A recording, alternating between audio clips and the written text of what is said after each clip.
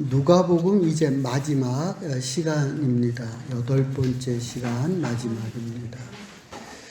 누가복음에서 한 편의 설교를 하라면 저는 오늘 10장 선한 사마리아인을 택할 것입니다. 설교 제목을 봅니다. 설교 제목이 뭐로 되어 있죠?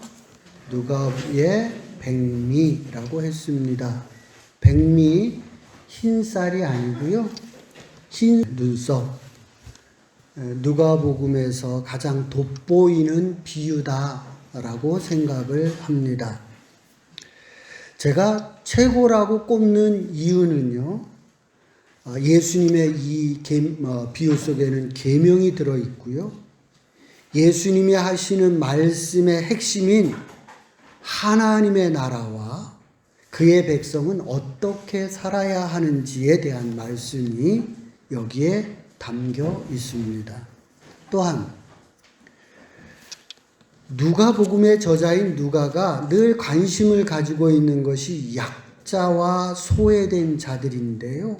여기에 강도 만난 사람과 사마리아인을 소재로 여기에 쓰고 있다. 그런 면에서 이 누가복음에서 백미가 아니냐라는 생각을 갖습니다.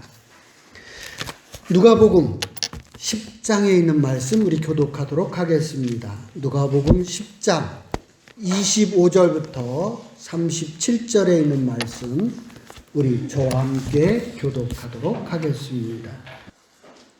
어떤 율법 교사가 일어나 예수를 시험하여 이르되, 지금 이 비유의 시작은 뭐로 시작되느냐? 시험 문제라는 거예요. 이 바리새인과 율법 교사들의 질문은 항상 어렵습니다. 쉬운 게 하나도 없고 다 함정이 있는 질문입니다. 그러니까 이 비유는 아주 어려운 내용을 담고 있는 비유다. 그런 얘기입니다. 율법교사의 첫 번째 질문입니다. 무엇을 해야 영생을 얻습니까? 당신은 항상 하나님 나라 하는데 그 하나님 나라 어떻게 하면 들어갑니까? 하나님 나라에 어떻게 하면 영생을 얻어서 들어갑니까? 라고 율법교사가 질문을 하는 거예요. 그러니까 예수님께서 당신은 하나님의 말씀을 공부하는 율법교사가 아닙니까? 성경에, 율법에 어떻게 하면 하나님 영생을 얻는다고 성경은 말합니까? 한번 나에게 먼저 다시 답을 해 주십시오. 라고 예수님이 또 질문을 한 거예요. 그러니까 이 율법교사가 대답을 하는 겁니다. 27절입니다. 우리 합독합니다.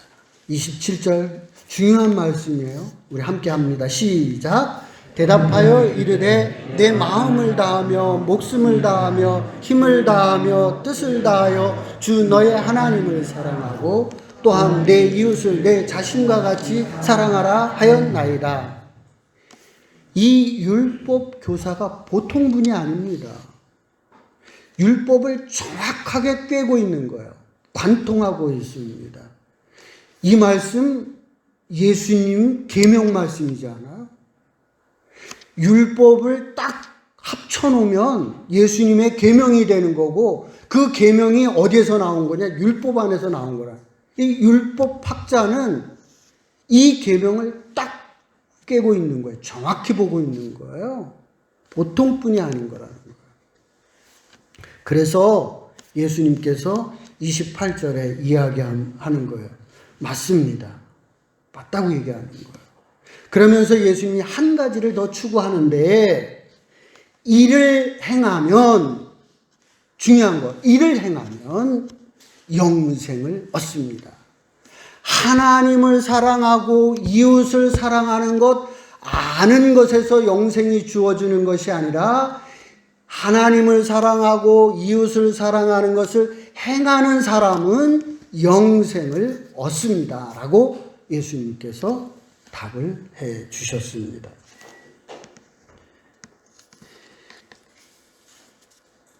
예수님은 율법에서 말하고 있는 핵심 하나님 사랑과 이웃 사랑, 이것을 행하는 사람은 영생을 얻는 하나님 나라의 백성이 된다고 예수님께서 말씀을 하고 있습니다.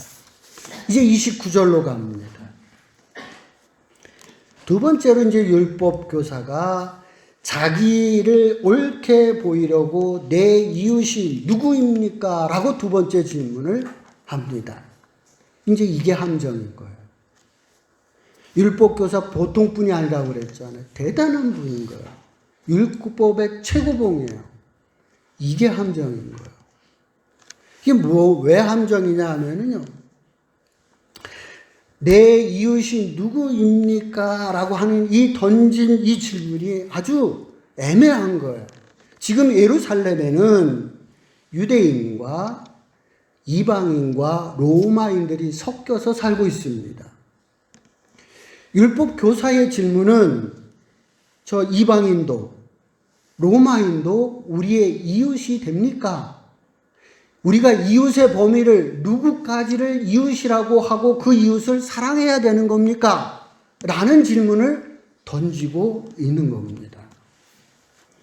이게 왜 함정이냐 하면은요. 만약에 예수님께서 로마인도 이웃입니다. 이렇게 이야기를 하면 이 율법사는 뭐라고 얘기를 하느냐 하면은 지금 로마 사람, 이 유대인들은 예수님을 다, 유대인들, 지금 예루살렘에 살고 있는 유대인들은 모두 로마인들을 싫어한단 말이에요. 근데 예수님이 지금 로마인을 이웃이라고 얘기하고 그 이웃을 사랑해야 한다고 하니까 이 예수님께서 그렇게 얘기를 한다고 하면 이 율법사는 동네방네 다니면서 뭐라고 그러느냐 하면 이 예수라고 하는 랍비는 로마인을 두둔하는 사람이다. 앞잡이다. 매국노다. 이렇게 몰아간다는 거예요. 그러니까 로마인을 예수님이 이웃에다가 포함시키면 안 되는 거예요. 만약에 그런데 로마인을 이웃에서 제외를 시켜버린다. 그래도 우리의 원수인데 어떻게 이거를 사랑하겠습니까? 라고 제외를 시키면 또 어떻게 되느냐.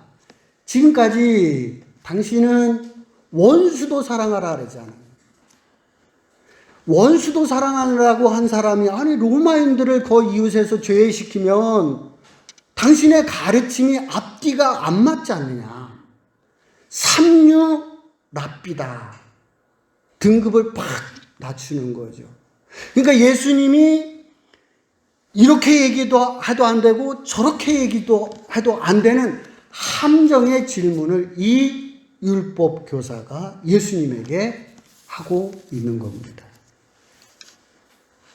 그래서 예수님께서 이 질문에 답을 하지 아니하고 빗대어서 비유를 드시는 거예요. 비유라는 건 그렇게 하는 거예요.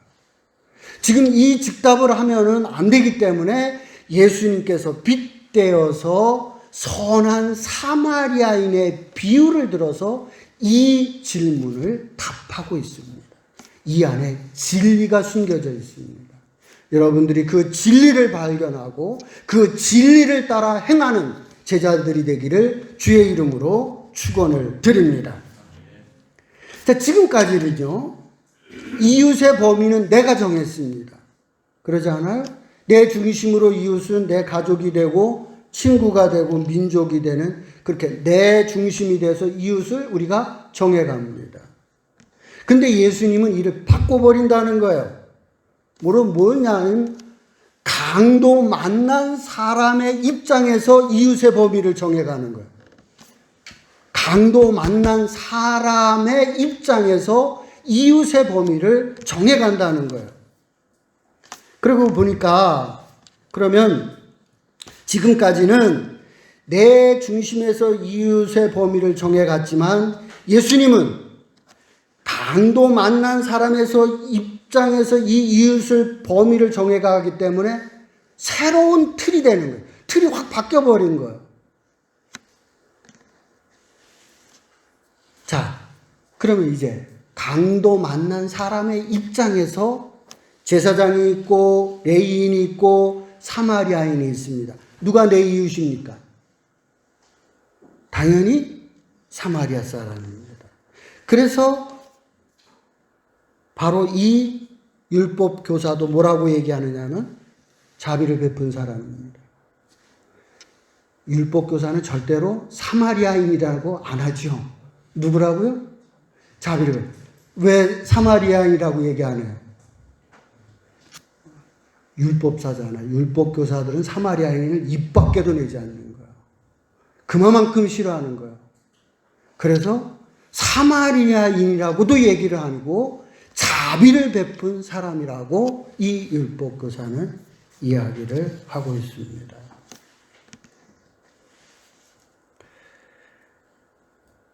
지금까지 이웃은 제사장 레위인으로 생각을 했는데 정작 어려울 때 이들은 다 피해갔습니다.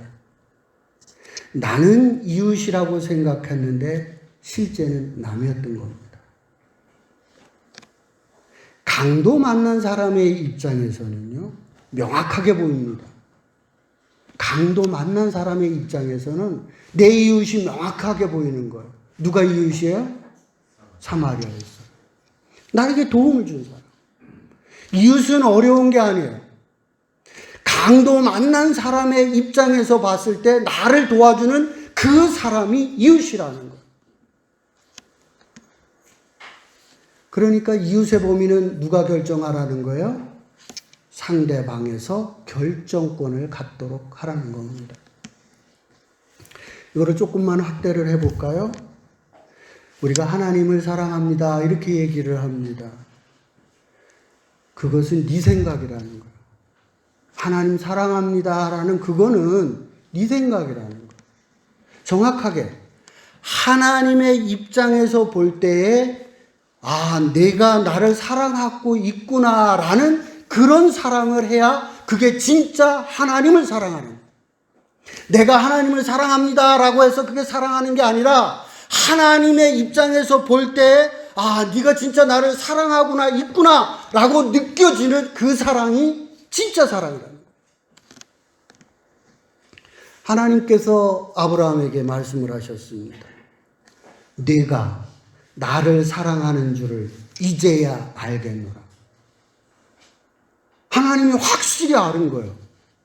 아브라함이 나를 아니 자기 자식을 바치고 있는데 그러니까 하나님께서 그래 너가 진짜 나를 사랑하고 있구나 확실히 알았다는 거죠.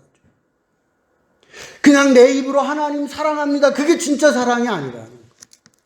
하나님 입장에서 보았을 때 진짜 네가 나를 사랑하고 있구나라는 그런 사랑을 내가 해야만 진짜 사랑하는 것이다 라고 예수님이 말씀하는 겁니다. 이웃사랑도 마찬가지입니다. 내가 이웃의 범위를 정해놓고 사랑하는 것 그게 아니라는 거예요. 어려운 처지에 놓여있는 사람의 입장에서 봤을 때 그 사람이 저 사람이 내 이웃이라고 느끼는 그런 사랑을 했을 때 내가 이웃을 사랑한 진짜 이웃사랑을 했다. 그런 얘기입니다. 우리의 목동교회 모두가 상대방이 보았을 때 사랑하고 있구나 느껴지는 그런 사랑을 하는 제자들이 되시기를 주의 이름으로 축원을 드립니다. 하나님 나라 백성은 그러면 어떻게 하고 살아야 되는가? 37절에 그 답이 나와 있습니다. 37절 합독합니다. 시작. 예수께서 이르세 가서 너도 이와 같이 하라 하시니라. 아멘. 사람은 본질상 제사장이고 레위인처럼 행동합니다. 제사장 강도 만난 사람 그 사람 죽으면 제사장의 직무를 못 하잖아요. 그러니까 피해가는 거예요. 레위인 만약 이 사람이 잘못이라도 되면 경찰서 가야 될 거 아니에요. 불려가가지고 다 조서 써야 되고 이거 아무도 사람이 없어요. 그러면 또 의심하잖아요. 혹시 네가 그 사람 죽이지는 않았느냐. 의심 또 받지 않아요. 이런 상황을 만나면 피해가고 싶고 도망가고 싶은 것이 인간의 본성이라는 거예요. 이 제사장과 레위인이 잘못된 게 아니라 사람은 누구나 심리적으로 제사장과 같은 심리, 레위인과 같은 심리를 다 가지고 있다. 현대사회를 봅니다. 모두 제사장이나 레위인처럼 살고 있지 않습니까? 내일이 바빠서 그냥 우리 슬쩍 어려운 만나는 사람 외면하지 않습니까? 휘말리기 싫어서 강도 만난 사람 피해가고 모른 척하고 우리 이게 뭐 코로나 이전부터 사람 거리두기 우리 해오고 있는 거 아닙니까? 현대사회 그렇지 않습니까? 내 옆집에 정말 누가 살고 있는지 우리 관심 있게 들여다보며 그 사람들과 대화하며 살고 있습니까? 점점 멀어지고 있지 않습니까? 이 제사장과 레위인을 나쁜 사람으로 몰아가지 말고 현대사회가 거의 이렇게 살아가고 있지 않습니까? 그래서 예수님께서 명확하게 말씀을 하시는 겁니다. 하나님 나라의 백성은 강도 만난 사람을 만나면 돈이 들더라도 손해가 나더라도 도우라는 거예요. 이게 하나님의 나라의 백성이라는 거예요. 아멘? 하나님 나라 백성은 강도를 만나면 돕는 거예요. 이게 그리스도인인 거예요. 그냥 피하고 예면하는 것은 그냥 세상 사람인 거예요. 만약에 내가 예수를 믿는다고 하면서도 어려운 이웃을 봤는데 그냥 피하고 도망간다면 그거는 세상 사람인 거예요. 구분이 안 되는 거예요. 뭘로 구분되느냐? 바로 현장으로 달려가서 도와주고 함께하는 그런 제자들이 되시기를 주의 이름으로 축원을 드립니다. 강도 만난 사람들이 살펴본 주변에 많이 있습니다. 여러분이 선한 사마리아인이 되어서 그들을 도와주기 바랍니다.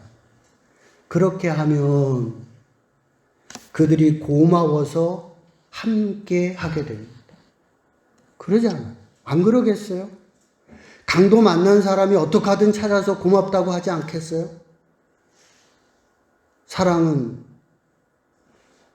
물을 싣고 요즘 같으면 TV에서 그런 것도 하잖아. 그렇게 해서라도 찾아서 고맙다고 하지 않겠어요? 그럼 하나님 나라의 확장을 어떻게 시키는 거냐? 이렇게 시키는 거야. 방법도 나와 있잖아.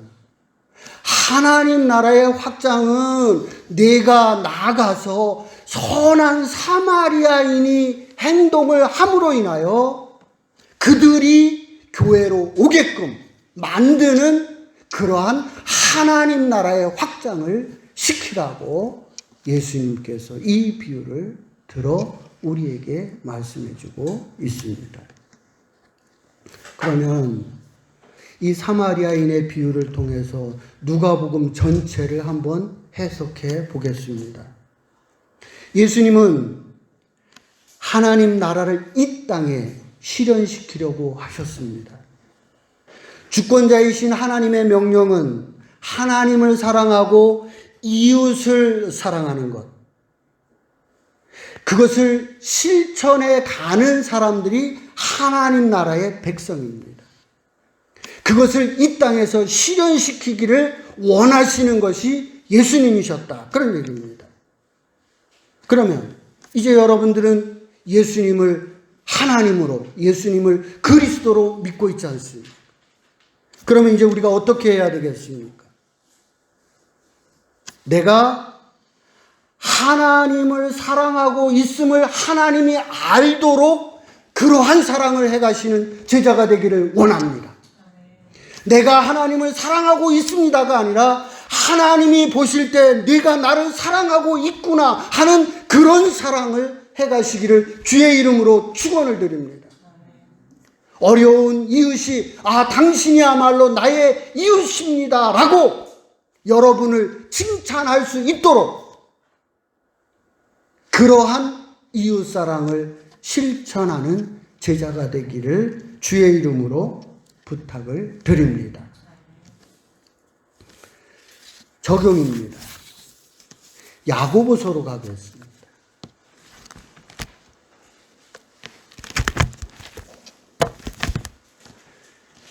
야고보서 4장 17절 한 절 말씀 우리 합독하도록 하겠습니다. 375면에 있는 야고보서 4장 17절입니다. 합독합니다. 시작. 그러므로 사람이 선을 행할 줄 알고도 행하지 아니하면 죄니라. 우리는 사랑해야 하는 것 다 알고 있습니다. 우리는 어려움에 처한 사람을 도와주어야 하는 것도 알고 있습니다. 그러나 현장으로 들어가며 보면 쉽지 않은 거죠. 생각은 그렇게 하지만 그런 일을 딱 맞닥뜨리고 보면 쉽지 않다는 겁니다. 제사장처럼 레위인처럼 피하고 싶고 외면하고 싶은 심리가 확 발동한다는 거죠.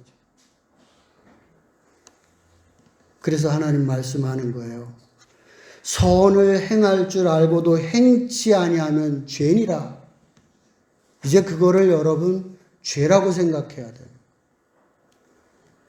남에게 해를 주는 것만이 죄가 아니라 적극적으로 선을 행하지 않는 것도 죄라고 명하고 있다고 하는 사실을 기억해 두시기를 바랍니다. 기독교가 사회로부터 비난을 받는 이유가 뭐겠습니까? 선한 영향력을 잃어버렸습니다. 행하지 않습니다. 알고도 행하지 않습니다. 그래서 사람들이 외면합니다. 말은 다 잘하는데 행함은 없는 모습들이 오늘날 잃어버린 교회의 영성이 돼 버렸기 때문입니다. 교회가 믿음을 강조하다 그만 행함을 잃어버렸어요. 행함이 반드시 따라가지 않으면 그 믿음은 죽은 믿음입니다.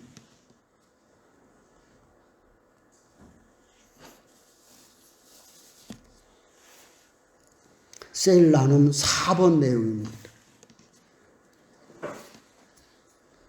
미국에서 2015년 개를 구조하려면 차를 부숴도 된다. 이런 법안이 통과가 됐습니다. 이 법안이 선한 사마리아인의 법이다. 이렇게 이제 일명 부르고 있는데 이게 뭐냐면요.